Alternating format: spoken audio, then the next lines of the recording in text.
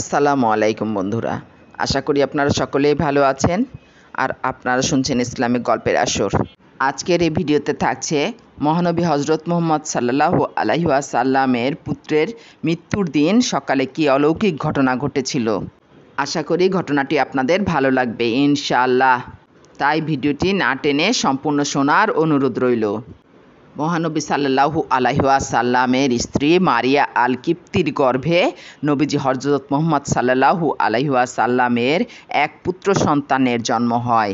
বহুকাল অপেক্ষার পর একজন পুত্র সন্তান লাভ করে সেদিন রাসূল সাল্লাল্লাহু আলাইহি ওয়াসাল্লাম ছিলেন পৃথিবীর সবচেয়ে সুখী মানুষ।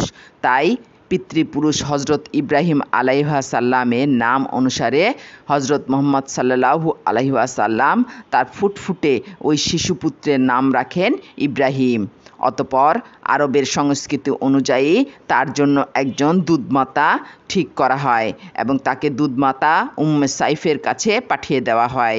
নবীজি সাল্লাল্লাহু আলাইহি ওয়াসাল্লাম ছেলে ইব্রাহিমের দুধমাতাকে কয়েকটি বকরি প্রদান করেছিলেন যেন তার পুত্রের লালন পালনে কোনো ব্যাঘাত সৃষ্টি না হয়, কিন্তু আল্লাহ পাকের ইচ্ছা ছিল ভিন্ন। হয়তো প্রিয় হাবিব তার প্রভুর সন্তুষ্টি তার পরীক্ষা নিতে তিনি পাঠিয়েছিলেন ওই ফুটফুটে শিশু সন্তানকে। জন্মের মাত্র 2 বছর পর দুধমাতা উম্মে সাইফের কাছ থেকে খবর আসে মা মারিয়া আল কিপ্তিয়ার নিকট অসুস্থ পড়েছে শিশু ইব্রাহিম। এই দুঃখজনক খবর শুনে মা মারিয়া সন্তানকে নিজের গৃহে নিয়ে আসেন এবং দিনরাত সেবা করতে থাকেন, কিন্তু কিছুতেই তার অবস্থার উন্নতি হয় না, বরং ক্রমশ খারাপ হতে থাকে।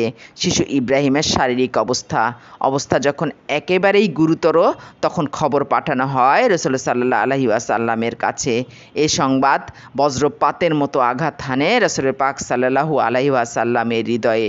ক্ষণিকের জন্য তার পা দুটো শরীরের ভার বহন করতে অক্ষম হয়ে পড়ে।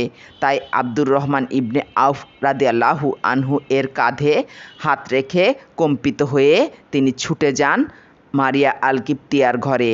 সেখানে গিয়ে আল্লাহর নবী যখন তার শিশুপুত্রকে কোলে তুলে নেন, ততক্ষণে মৃত্যু পথযাত্রী শিশু ইব্রাহিম। পুত্রের বিচ্ছেদ বেদনার আশঙ্কা তাকে অসাড় করে তোলে। তার চোখ অশ্রুতে ভরে আসে আর নিঃশ্বাস বন্ধ হয়ে ওঠে। শ্বাসরুদ্ধ কণ্ঠে তিনি বললেন, হে ইব্রাহিম, আল্লাহর ইচ্ছার বিরুদ্ধে আমরা আজ তোমার কোনো উপকার করতে পারবো না। নবীজির চোখ থেকে গড়িয়ে পড়ে অশ্রুধারা। অবিরাম কান্নায় ভেঙে পড়েন মারিয়া আল কিপ্তিয়া। অতঃপর পিতার কোলে শায়িত শিশুটি ধীরে ধীরে মৃত্যুর কোলে ঢলে পড়ে। নবীজি সাল্লাল্লাহু আলাইহি ওয়াসাল্লাম প্রিয় পুত্রের মুখের দিকে তাকিয়ে উচ্চারণ করেন বিষাদ বাক্য, হে ইব্রাহিম, যদি নিশ্চিত না জানতাম যে আমরা পুনরায় মিলিত হব, তাহলে আজ আমরা তোমার জন্য আরও বেশি দুঃখ পেতাম। এক মুহূর্ত পরে যখন শিশুপুত্রের হৃদস্পন্দন বন্ধ হয়ে যায়, তখন তিনি বললেন, হে ইব্রাহিম, আজ আমাদের চোখ অশ্রুতে পূর্ণ, আজ আমাদের হৃদয় ব্যথায় কাতর, কিন্তু আমাদের প্রভুকে খুশি করা ছাড়া আমাদের আর কিছুই করার নেই। হে আমার পুত্র, আজ আমাদেরকে শোকের সাগরে ভাসিয়ে তুমি চলে গেলে। পুত্র ইব্রাহিমের মৃত্যুতে মারিয়া আল কিপ্তিয়ার ঘরে সেদিন মাতম উঠেছিল। লোকেরা দলে দলে ছুটে আসতে থাকে মারিয়া আল কিপ্তিয়ার ঘরের নিকট। আর তখনই ঘটে এক বিস্ময়কর ঘটনা। লোকেরা দেখতে পায় ধীরে ধীরে কি এক অন্ধকার যেন গ্রাস করে নিচ্ছে প্রকৃতিকে। অতঃপর আকাশের দিকে তাকিয়ে তারা দেখে এক অন্ধকার ছায়া গ্রাস করে নিচ্ছে সূর্যকে। লোকেরা চিৎকার করে ওঠে, তারা বলে, নবীজির পুত্র মারা গিয়েছে, তোমরা দেখো, ইব্রাহিমের মৃত্যু সূর্যকে ঢেকে দিয়েছে। ঈমান ব্যক্তিরা কাফেরদেরকে বলল, নবীপুত্রের মৃত্যুতে প্রকৃতিতে অন্ধকার নেমে এসেছে, তবু কি তোমরা বিশ্বাস করবে না তিনি আল্লাহর সত্য নবী? অবিশ্বাসীদের কেউ কেউ বলে উঠল, তিনি আল্লাহর সত্য নবী। সারা মদিনায় ছড়িয়ে পড়ল এ সংবাদ, নবীপুত্রের মৃত্যুর কারণে সূর্য অন্ধকারে ডুবে গেছে, তার মৃত্যু শোক আকাশও প্রকাশ করছে, নিশ্চয়ই তিনি আল্লাহর সত্য নবী। মারিয়া আল কিপ্তিয়ার ঘরে শোকে আচ্ছন্ন নবীজি সাল্লাল্লাহু আলাইহি ওয়াসাল্লামের কানে পৌঁছে গেল এই কথা।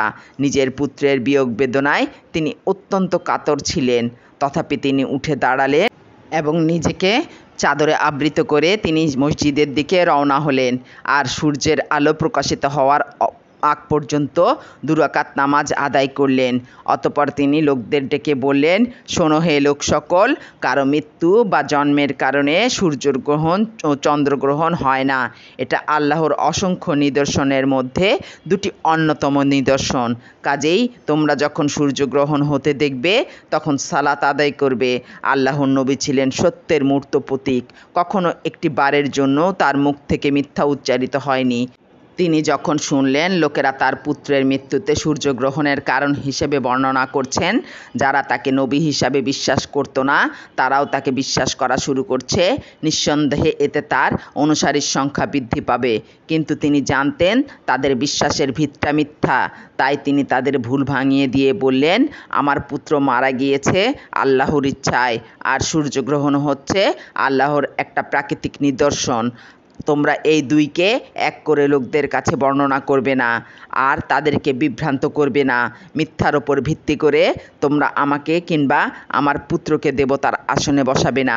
আমি আল্লাহর সত্য নবী, কিন্তু মিথ্যার ওপর ভিত্তি করে কখনোই সত্য প্রমাণিত হয় না। অতীতে বহুবার সূর্যগ্রহণ হয়েছে, ভবিষ্যতেও হবে, তবে এর সাথে কোনো জন্ম বা মৃত্যুর সম্পর্ক নেই। যারা ধর্মের নামে গুজব সৃষ্টি করে মিথ্যা রটিয়ে নিজেদের বৈষয়িক স্বার্থ উদ্ধার করে, নিঃসন্দেহে নবী মুহাম্মদ সাল্লাল্লাহু আলাইহি ওয়াসাল্লামের এই ঘটনা তাদের কাছে এক শিক্ষা, আর তাদের জন্য শিক্ষা যারা নবী মুহাম্মদ সাল্লাল্লাহু আলাইহি ওয়াসাল্লামকে মিথ্যাবাদী বলে সাব্যস্ত করত। তো বন্ধুরা, ঘটনাটি কেমন লাগলো তা কমেন্ট করে অবশ্যই জানাবেন, আর ভালো লাগলে লাইক, শেয়ার এবং সাবস্ক্রাইব করতে ভুলবেন না।